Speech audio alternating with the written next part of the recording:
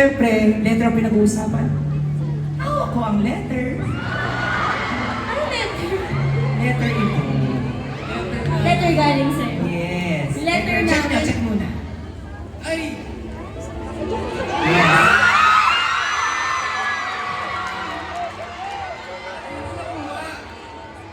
Sabi ko sa inyo may connection ako eh.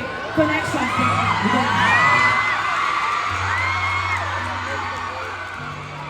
Ikaw ba si Kuya? Wala si ate ko. Go. Pwede ba Okay. explain natin ano ba yung letter na yan sa mga hindi natin nakakakita? Okay.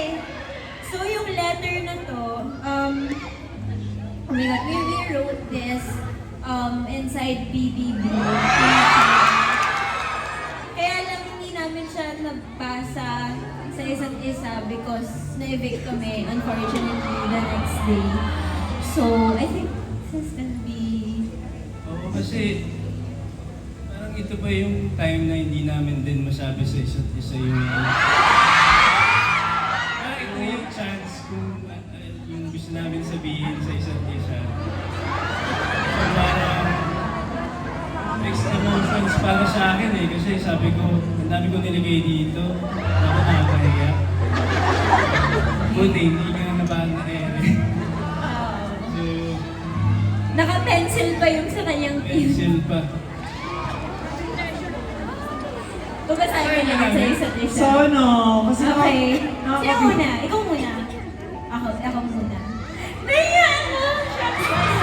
Nakailang draft ako nito, tapos ano kayo nakasarasal ako niya na liver kasi nakailang ano ako. Okay, sige. Yes. Pero syempre, di ba, para special treat sa atin, babasahin nila yan. Okay. Sa isa't exclusive lang pa aming Sheffies. Dustin. Ayan, sige na lang tayo. Ayan, thank you. Dustin. I can still vividly remember the first time we ever met inside this house. It was my first day in PBB, wearing Esnir's precious school uniform, and you were at the back being one of the last housemates to shake hands with me. Honestly, you really didn't make much of an impression to me that night. All I remember telling myself was, siya pala yung chinitong may crush kay Ate Ivana. Wala naman eh. As moments passed by, your presence only came in passing too. I didn't notice you much only because you were so serious, sungit, and quiet all the time. In short, hindi nagtutugma yung pagka-OA ko sa pagka-nonchalant mo. Until one day, you suddenly appeared in my dream. Naka-tight shot pa. Looking back, naisip ko na sobrang random naman nun. I mean, we barely even held eye contact yet alone a proper conversation. Approximately 100 days later, as I write this letter, I have come to a revelation that my dream was fate's way of telling me that I was meant to fulfill my dreams and stay on this journey with you. Tinadhana akong tapusin ang laban na to kasama ko. Naalala ko ba yung pinakaunang beses na namangha ako sa'yo? This is when you were Week 3's weekly task leader, aka Talk at Baboy era. And wag naman sana lalaki yung ulo mo, but you being able to command the room with your leadership skills was what really kept me in awe. Magaling na nga magluto, natural leader pa. As moments passed, another circumstance which made me understand as to why you were chosen by Kuya was when you were left in the secret room alone. You were last to leave and yet pinili mo pa rin sabihin na that's okay because you would have wanted to put everyone else before you. That certain situation made me realize that your unselfishness, generosity, is often overlooked in this house. When in fact, ikaw ang isa sa pinaka-mapagbigay na tao na kilala ko. I hope you never change because thus, this is what truly sets you apart from others. Dustin, thank you for making me stronger. Dahil sa'yo mas naniniwala ako sa sarili ko at sa kakayanan kong labanan ang mga pagsubok na kailanman hindi ko akalaing malalagpasan ko. From day one, you have been consistent in showing me your unending support, and I would trade anything for the world for you to see you through my eyes. I always tell you that I don't miss home as much when I'm around you kasi literal na prinsesa ako sa'yo.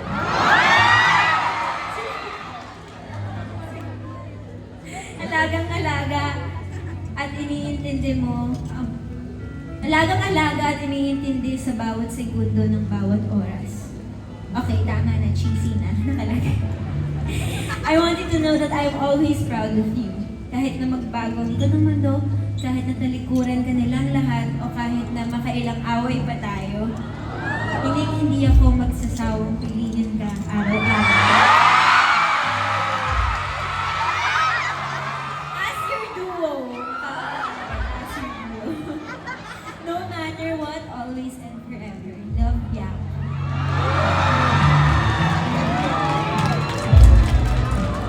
Grabe naman.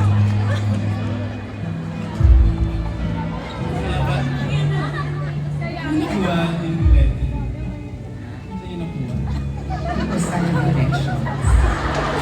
Connections sa piluta. Grabe! Okay, your turn. Hindi ko na maalala kung anong sinulat ko dito. Sobrang papalo ko nito yung time na ito.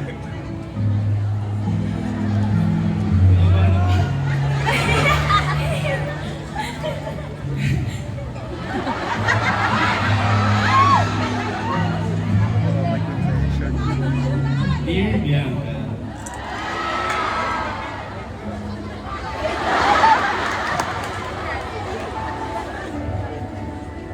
lagi akong naghahanap ng chance para ipakita sa'yo kung gaano ka ka-special. Finally, I got the chance to express myself through a letter. I always say that entering PBB is very unexpected for me, but I didn't expect that a person would make it cherishable. Binigyan mo ako ng bagong idea from the moment I first saw you coming from the garden area. Kami slow-mo eh.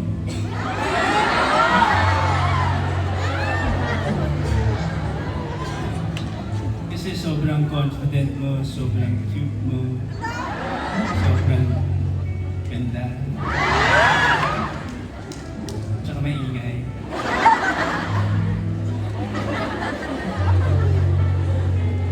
You just came out of nowhere.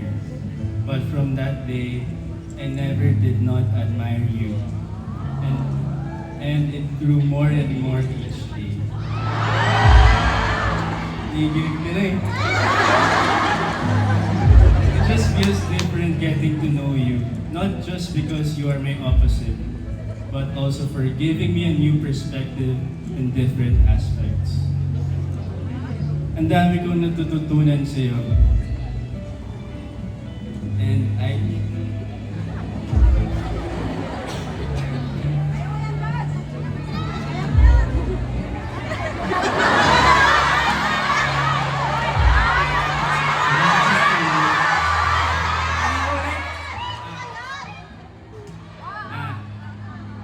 and I really can't deny that you made me a better person. Hearing your stories opened me to a lot of things. From your career, to your love to people, especially for your family. That made me love mine even more. You really have a great heart, Bianca. And naalala ko nung pinahiram mo lahat ng damit mo sa mga girls, na ni isang damit wala nang natira sa'yo.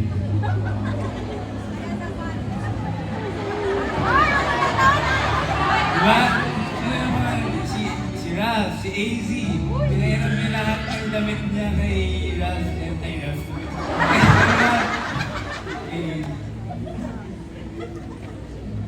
Yun. Tapa. Sige ha.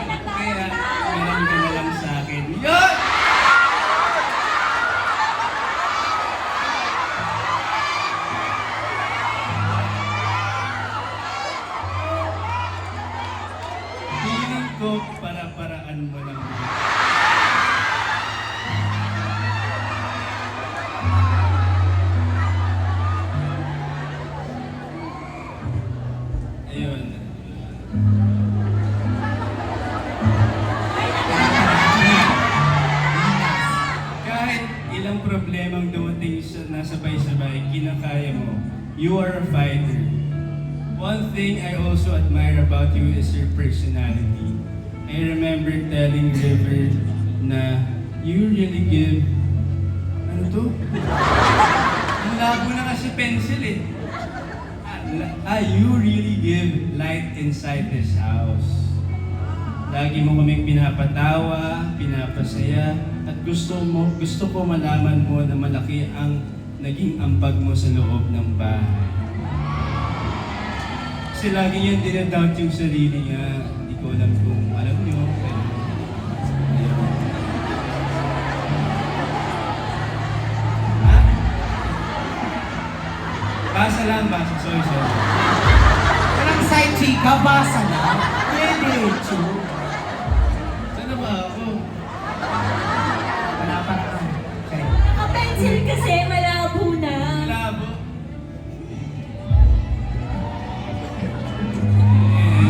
Gusto ko malaman mo na malaki ang naging ambag mo sa loob ng bahay. Sa bawat task na lahat ay magaling ka. Hanggat sa pagiging matapang at andyan ka para sa lahat. Hinahangad kita kung sino ka at paano mo pinakita na kakayanin mo ang lahat. I'm very proud of you, Duo. You made it this far. You fought through serious battles. You showed how to be strong and not to give up. Never doubt yourself because you are unique and different in your own way. You are beautiful just the way you are. Meron pa. Basa. Basa na. Sabi, double time na. Basa na. I want to end my first letter to you by saying I am beyond grateful that you came into my life. Trust me with all of my promises. I'm here to take care, protect, and make you the happiest. I can't wait for what's for us outside. I can't wait to create more memories and dreams with you, Bianca. I'll still be your duo outside at hindi ako magsasawa. Yours truly, Dustin. And that's the Sia Love Confession. Grabe naman yun. Thank you for Surprise kami. Oo. Ako din, in fairness, thank you for sharing your letter. Thank you. Kasi hindi madali, pero shinare nyo para sa ating mga Sheffies. Kaya palakpakan naman natin. Maraming salamat. Kunin ko na lang kayong letter para maingit na lang din ako. Pero eto na ha. Guys, lilinawin ko lang ha. Uli, hindi pa yan ang special announcement.